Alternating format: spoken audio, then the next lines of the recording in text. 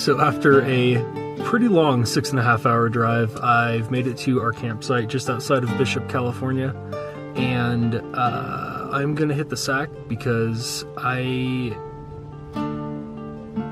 can't do math. It's 1 o'clock in the morning, and I'm gonna be up at about 4:30 to catch the sunrise, or to drive to my first location to catch the sunrise. So I'm gonna sign off for now, and I will catch up with you guys in the morning.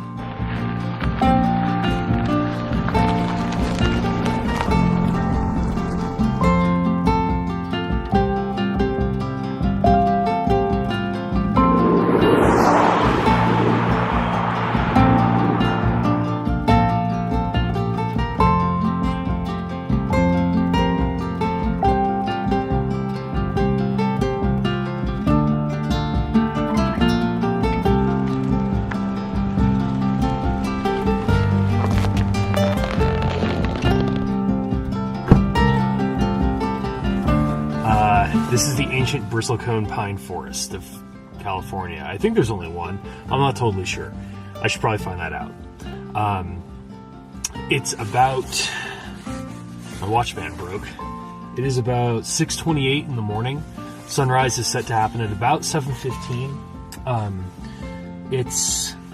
We've got just the first hint of blue dawn light that's just starting to fill the sky.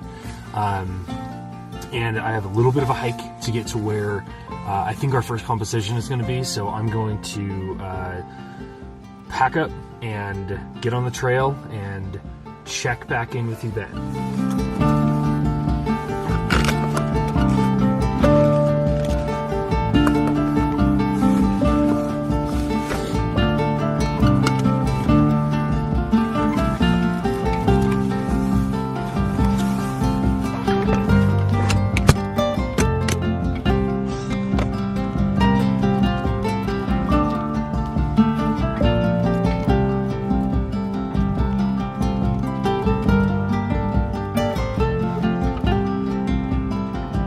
Should have brought thicker gloves because I can't feel my fingers super well. And I'm a little concerned for the sunrise. It's pretty gloomy. The horizon is kind of dominated by this thick black cloud, and I can see just the faintest hint of the Eastern Sierras through the pass that I was hoping to have as a backdrop for this image.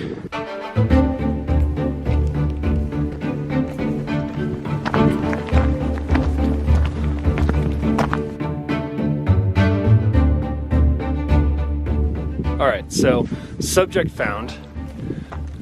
That badass looking tree right there. It's about the point that we should be seeing sunrise, but unfortunately I don't know how much sunrise we're going to see. Because if you can see back behind me, it's very, very gray and very cloudy. And even though the sun is coming from the other direction, up this way, I don't know what it has to light, because everything's just so gloomy. As far as the image I was hoping to make, that's not going to happen this morning. I don't think we're going to get that pink early Sierra dawn kind of light. But that doesn't mean we can't make an image.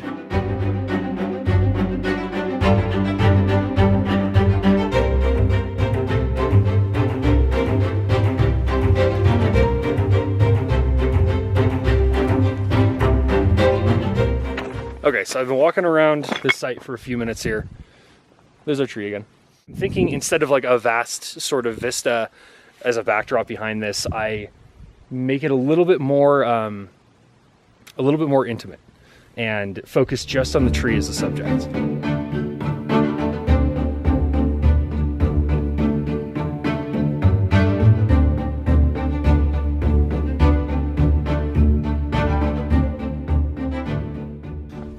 I'm set up with a composition I'm happy with. We're right off the trail, so we're not disturbing any of the protected habitat. And I have my camera set up for a vertical composition on this. I'm thinking we're gonna do a long exposure because there's some movement in the clouds. This is probably gonna end up being black and white. I'm not totally sure yet. Just there's not a lot of color and but there's a lot of there's a lot of soft light and really interesting tone. I wish I could get closer, but you know, gotta respect the boundaries.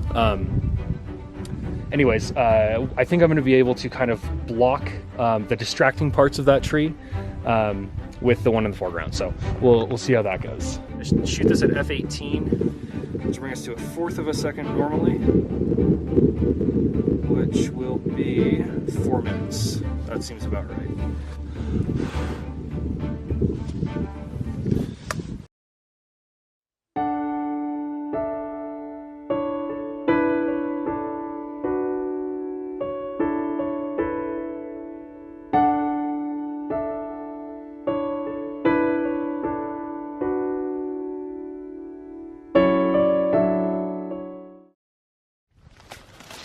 My bag is full of snow. Here's a pro tip.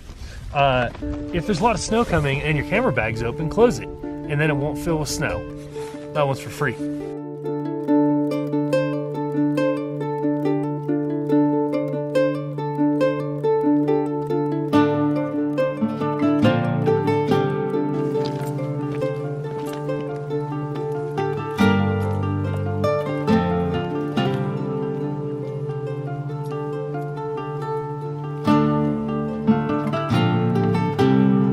You know, I'll be the first to tell you, I am not a great photographer. I struggle a lot, you know.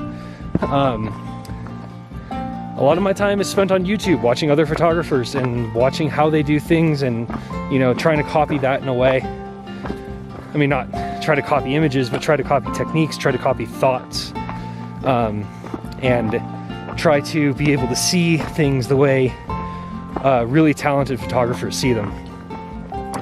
But I'll tell you, regardless of ability and regardless of, you know, whether or not you get a shot that you love and you come home with an image that you want to put on the wall, coming out to a place like this on a morning like this, you can't trade anything for it. You know, it's a story and it's a memory and it's an experience that is now mine, and I get to share it with people through my images, regardless of how technically correct they are.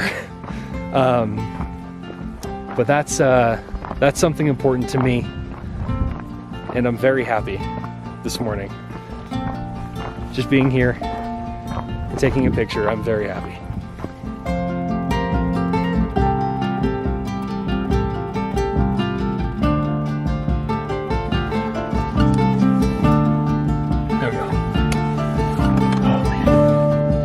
Batteries are dying quick.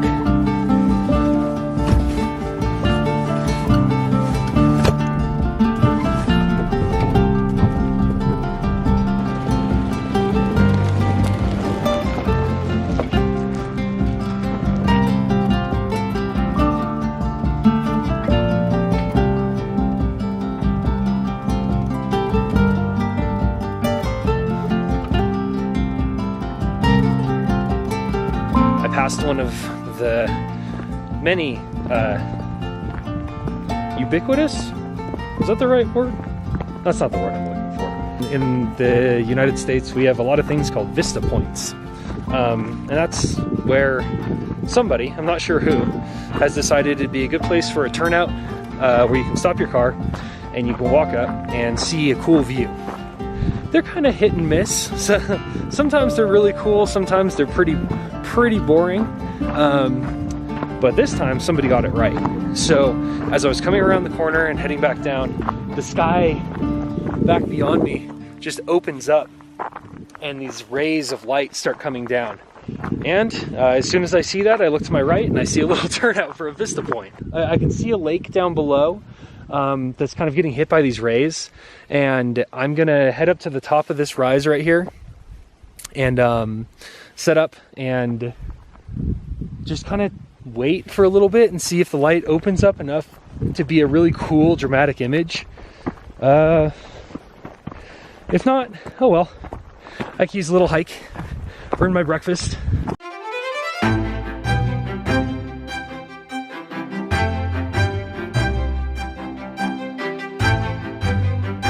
The light that I saw when I when I first came up, when I first stopped, those rays coming through the clouds and kind of like illuminating the landscape and falling on this lake and stuff like that. By the time I got to the top, those were gone. The snow has kind of picked up again, and it looks like there's just a thick kind of haze over the landscape. But it is a really cool spot, and I've made a note of where it is, so I'd like to come back here under different conditions. So yeah, that's it.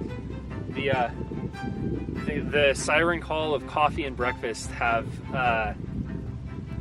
drowned out my willingness to wait in the cold for the light to show up. Especially after I got an image I'm already happy with this morning. So, once again, packing it in, heading back to town. Try not to get distracted by beautiful vistas and dawn golden light.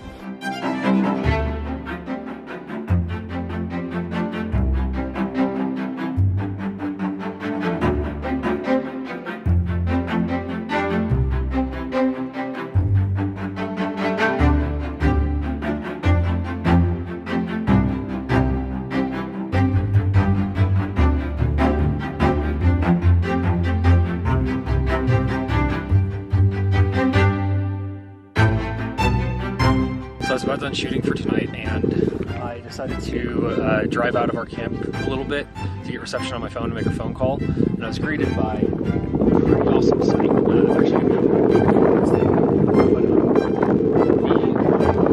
They're the Cook Mountains.